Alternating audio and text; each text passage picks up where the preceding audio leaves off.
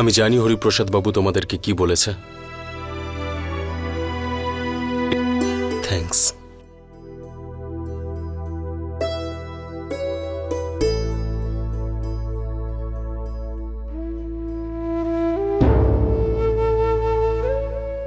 যেমন তুই আমার ছেলে, আরোহীও আমার মেয়ে, আর আমি জানি যে আরোহীর আনন্দ কিসে। আর আমি এটাও জানি যে হরিপ্রসাদ বাবু এবার ভুল ছিলেন। আজ আমি তোকে বলছি, যা আরোহীকে নিয়ে পালিয়ে যা।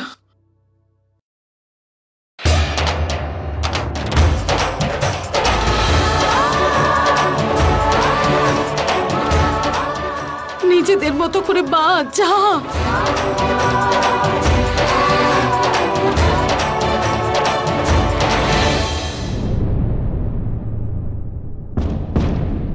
যা যা বাবা, আরোহীকে নিয়ে তুই পালিয়ে যা। আমি বরণ ডালা সাজিয়ে তোর আর বৌমার জন্য অপেক্ষা করব। আরোহীকে নিয়ে তুই পালিয়ে যা।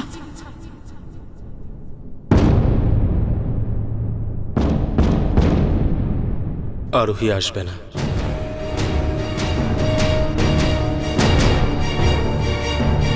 কেন? কারণ আমি ওকে নিয়ে আসবো না।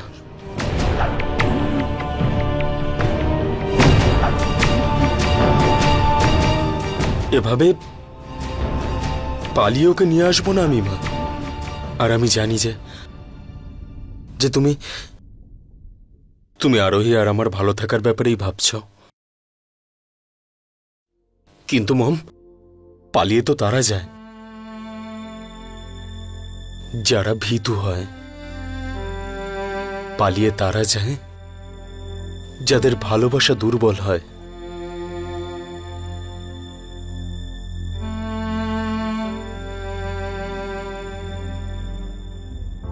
আমার ভালোবাসা দুর্বল নয়। এভাবে কাউকে কিছু না বলে ওকে নিয়ে আসলে না তো আমি খুশি থাকতে পারবো, আর না তো আরোহীর বাবা।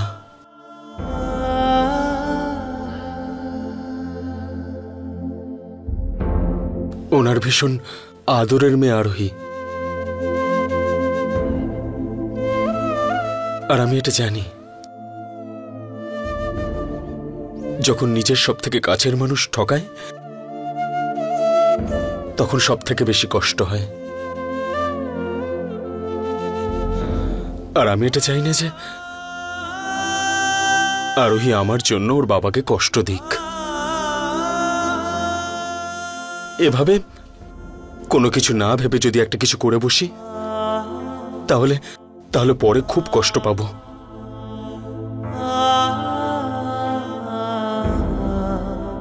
না মম, আমি একটা সম্পর্ক জোড়ার জন্য আমি ওকে বাকি সব সম্পর্ক ভাঙতে দিতে পারি না। খুব ভালোবাসো পরিবারের সবাইকে।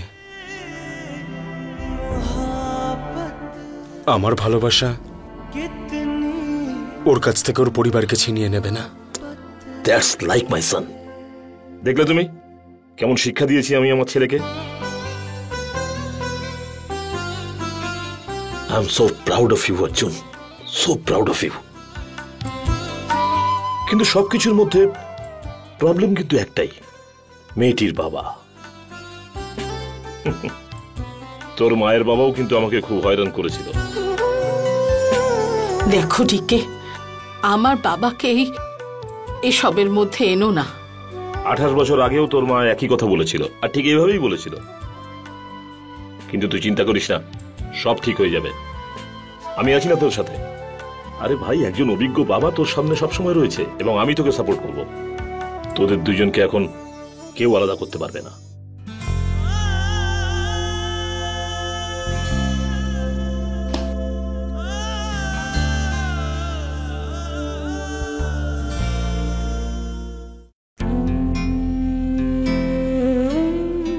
আরে মুন্না, বেশি ভাবিস না, চল গিয়ে খেয়ে নিবি। তুমি তো ভালো করেই জানো দিদি, একদিকে সুরের বিয়ে নিয়ে টেনশন, আর দ্বিতীয় ওই আরোহীকে নিয়ে। আজ যেইভাবে আমি সবিতা দেবীর সঙ্গে কথা বলেছি সেটা আমার মোটেই ভালো লাগেনি। দেখ মুন্না, এই সবে শরীর খারাপ থেকে উঠলি, খাবারটা খেয়ে নে।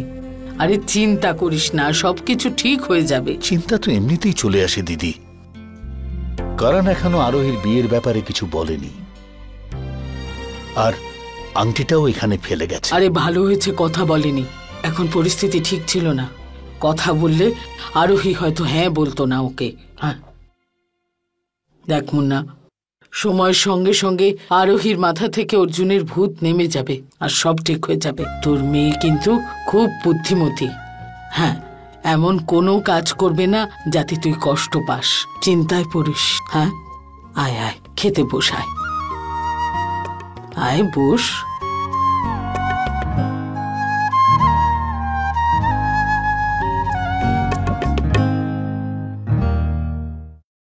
আরোহী খেয়েছে?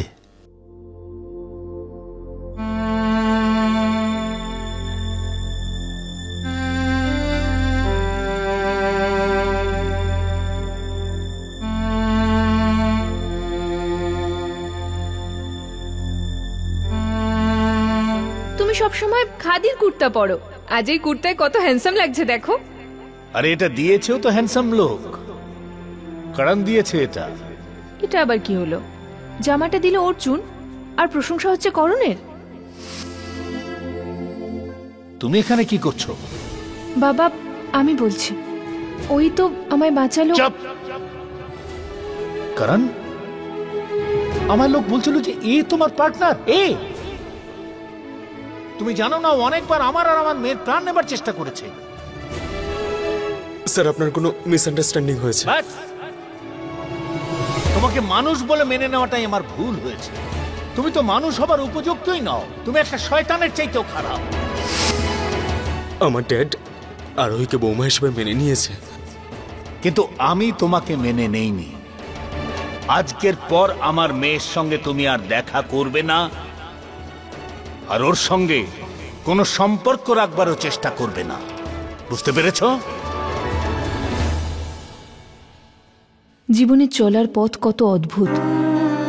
প্রত্যেক মেয়েই ছোটবেলায় তার বাবার হাত ধরে চলে, আর যখন তার জীবনে প্রেম আসে তখন সে প্রার্থনা করে যে বাবা সেই হাতটাই তার ভালোবাসাকে যেন আশীর্বাদ করে।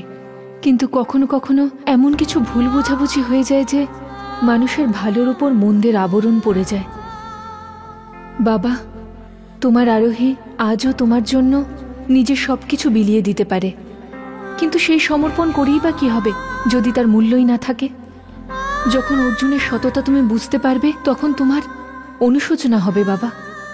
না, আমি তোমাকে সেই দিনটা কখনো দেখতে দেব না। মা, কাল যেখানে তুমি দাঁড়িয়েছিলে আজ সেখানেই আমি দাঁড়িয়ে আছি। যেই সিদ্ধান্ত কাল তুমি নিয়েছিলে আজ সেই সিদ্ধান্তই তোমার মেয়েকে নিতে হবে। আমাকে শক্তি দাও মা, আশীর্বাদ করো যে আগামী ভবিষ্যতে এমন এক সময় আসুক যেখানে আমার পরিবার আর আমার ভালোবাসা যেন একসাথে থাকে।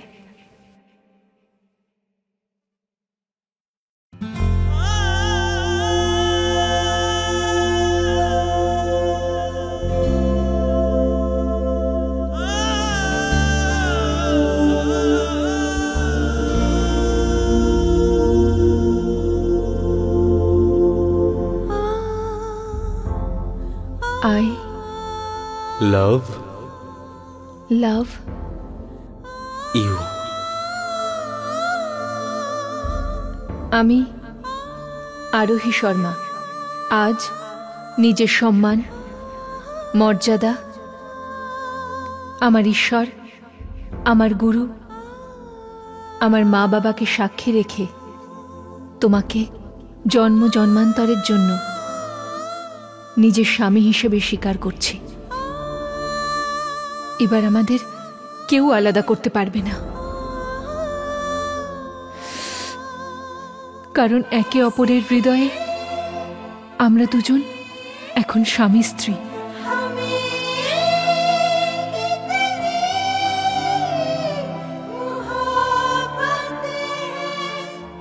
সব প্রতিজ্ঞা ভেঙে দেব এই প্রতিজ্ঞাকে বাঁচানোর জন্য, কিন্তু কাছের মানুষদের মন ভাঙতে দেব না। এত কাজ, সময় কোথা দিয়ে চলে যাচ্ছে বুঝতেই পারছি না। হ্যাঁ সত্যি। আসলে এমন একটা ব্যাপার যে আমাকে আসতেই হলো। দাদা, আপনার কাছে একটা আর্জি নিয়ে এসেছি। হ্যাঁ বলুন না আপনি। যদি আমার পক্ষে সম্ভব হয় তাহলে আমি নিশ্চয়ই করব। শুধু আপনার হাতেই আছে, আপনিই দিতে পারেন। কিন্তু আপনি বলুন। আমি আরোহীর সম্বন্ধ নিয়ে এসেছি।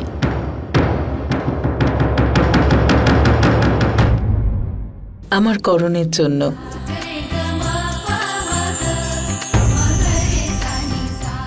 করণ আরোহীকে খুব পছন্দ করে। আমরাও করণকে খুব পছন্দ করি। আচ্ছা, আরোহী কোথায়? ওকেও জিজ্ঞেস করি এই সম্বন্ধে ও রাজি আছে কিনা।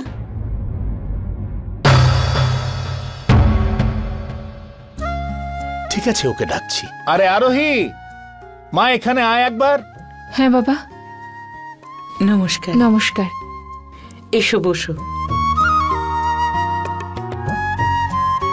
আচ্ছা আরোহী, কিছু ডিসাইড করেছো? কি পরবে সুরের বিয়েতে? আমি ওর জন্য খুব সুন্দর একটা শাড়ি এনেছি। আচ্ছা, ওটাই পরবে, তাই না আরোহী? দাদা, আমি ভীষণ খুশি যে সুরের মতো এমন সংস্কারী বৌমা পাচ্ছি। ছোট বোনেরা দিদির কাছ থেকেই তো শেখে। সুর যা কিছু শিখেছে আরোহীর কাছ থেকেই তো শিখেছে, আর অভয়করণের থেকে। অভয়করণকে তার বড় দাদার মতো দেখে। আপনি দেখুন না, অভয় আর সুরের সম্বন্ধ করার জন্য করণ কত চেষ্টা করেছিল।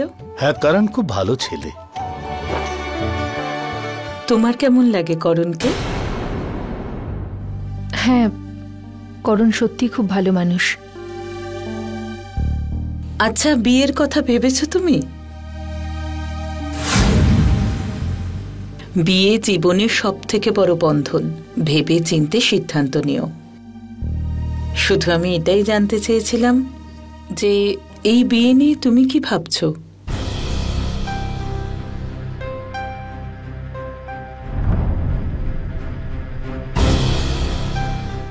আন্টি, আমার মনে হয় যে সুর আর অভয় একে অপরের সঙ্গে খুব ভালোই থাকবে। আরে, আমি তোমার বিয়ের কথা বলছিলাম।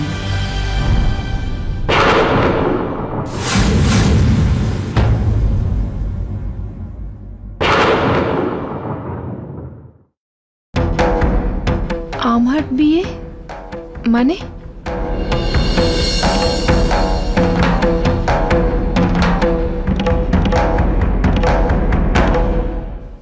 এই বিয়ের কথাবার্তা আমাকে কেন বলছেন? আসলে বিয়ের কথা হচ্ছে তো একটু লজ্জা পাচ্ছে।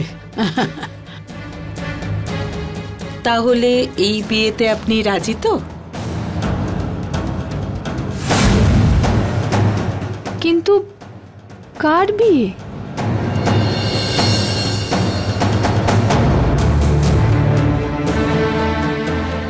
কার সাথে?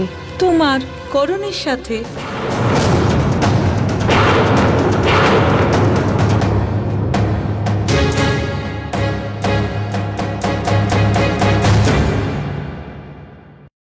কিন্তু আমার বিয়ে তো হয়ে গেছে।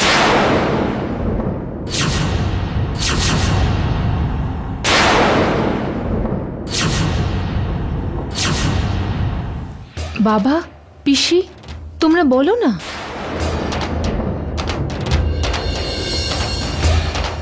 তোমরা তো জানো। বাবা, তুমি তো দেখেছো আমায় 7 পাক ঘুরতে। তুমি তো জানো আমার বিয়ের ব্যাপারে।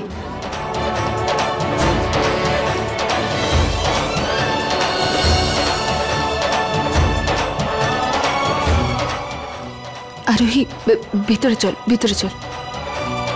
এক মিনিট আন্টি, আপনি আমার বিয়ে নিয়ে একেবারেই ব্যস্ত হবেন না। আমার বিয়ে অলরেডি হয়ে গেছে।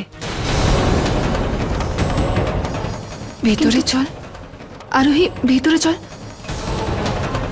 বাবা, চল না। বাবা তুমি বলছো না কেন? প্লিজ বলো। চল দি, চল আগে। আমি বললাম তো যেতে। দিদি আমি ভুল কিছু করেছি নাকি? বাবা সবকিছু দেখেছে, বাবা সব জানে, তবুও বলছে না।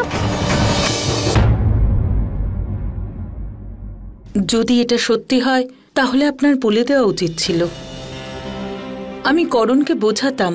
আরে না না দিদি, এরকম কোনো ব্যাপার নয়। আরে বুঝতেই তো পারছেন আজকালকার মেয়ে তো। আমার মনে হয় ও নিজের বিয়ের কথা এখনো ভাবেনি। প্রত্যেক মা বাবাই চায় তার মেয়ের জন্য যেন একটা ভালো ছেলে পায়, কিন্তু আজকালকার ছেলেমেয়েরা। দাদা প্লিজ, আপনি আরোহীকে কিন্তু জোর করবেন না। আগে একবার যদি ও রাজি হয়ে যায় তাহলে আমি করণের সাথে কথা বলবো। আজ তাহলে আসি। আসুন, কালকে অনুষ্ঠানে দেখা হবে। হ্যাঁ, আসছি।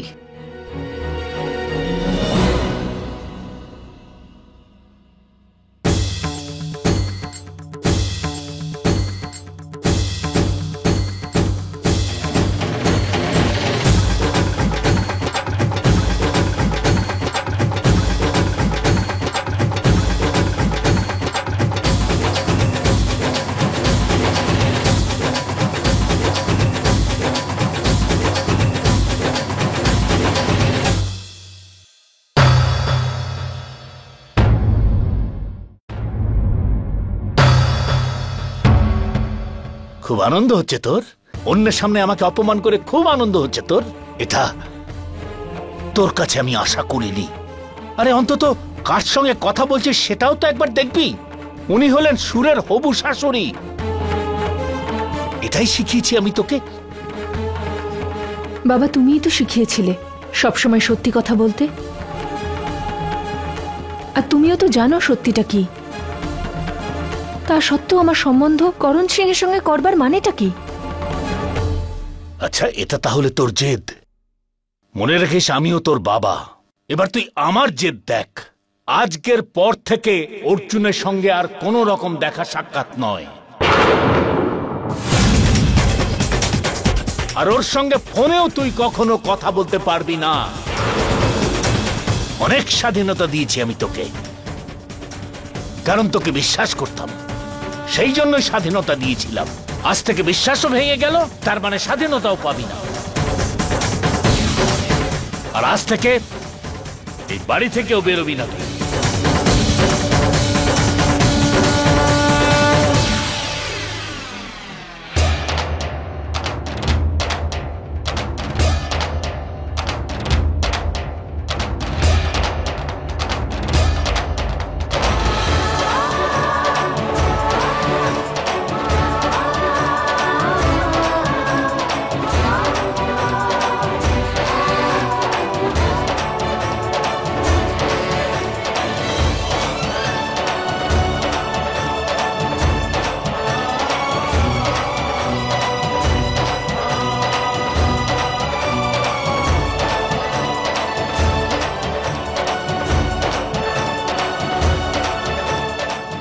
আরে আরোহী ফোন কেন তুলছে না? জানি না কেমন আছো।